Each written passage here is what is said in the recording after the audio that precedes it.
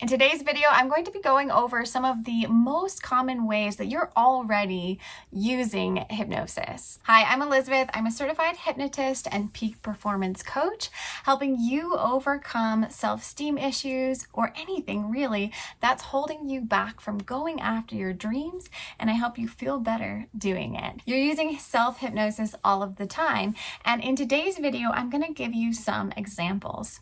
The top example that I use and everyone's like, oh my gosh, yes, I've totally experienced that, is driving. Have you ever been driving somewhere that's a common destination for you, and when you arrive, you realize that you don't really have recollection of the drive? Or maybe you took a road trip and there was just that long stretch of road where your mind was able to completely daydream. Maybe you were listening to a podcast and you had to rewind it 5 or 6 or 7 times. I'm not saying that I've had to do that before because your brain kept wandering off. That is a form of hypnosis. So what about if you've ever really gotten into a good book and the hours have just completely passed you by? Or maybe you're not into reading, which is like, how could you not? I love reading. But maybe you've gotten really into a movie, and have you ever had somebody call your name and it totally startles you? It's almost like they broke the bubble of the book or the movie. That bubble feeling is the feeling of trance, the feeling of hypnosis. The movie or the book had your focused attention and it was engaging your imagination, and by doing so, it's engaging your subconscious. So when that book or that movie takes you into the part of the story where there's sadness and grief, you feel it.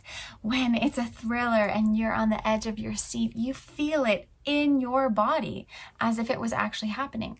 That's because the conscious part of your mind has taken a back seat and your subconscious is forefront in that book or movie, experiencing and imagining it as if it's true life. How about, have you ever had such an amazing conversation with someone that just really got you, and you both loved the same things, and so you just talked and talked and talked, and you feel like it's only been 20 minutes, but you look down at your phone and it has been hours, and those hours simply flew by.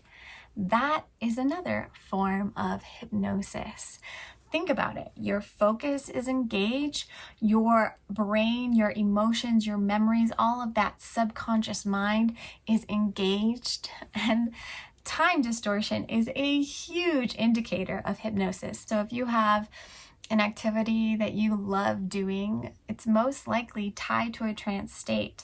And this can be really, really useful to recognize and realize. In fact, the more that I learn about hypnosis, the more I see it everywhere, and the more I use it all of the time. So as a mom of 3 young kids that I'm with all of the time, and as a highly sensitive person, there can be times where I feel incredibly overwhelmed, or I'm feeling the emotions of all the 3 little girls, and maybe there's coupled with all the noise of crying or whining or tugging on my pant leg, and maybe I'm trying to do the dishes and I feel the fact that I need to set that appointment and I need to do this, and I start to feel it. Moms, you know what I'm talking about. You find a focal point and go into that peripheral vision, that peripheral awareness, and it's like this really cozy trance bubble comes around me, and I can still hear them, but it doesn't affect me as much. And it's just like that, maybe 10 to 15 seconds, but it leaves me feeling rejuvenated and ready to address one thing at a time.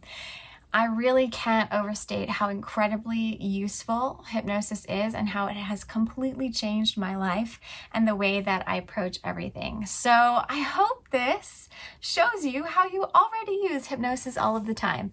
Hit the like button if you like this video. I would absolutely love for you to subscribe, and then let me know in the comments below, now that you've heard this, what's something that you do all of the time that might be a form of hypnosis. I'd love to hear it, and I love to hear from you. I'll see you in the next video.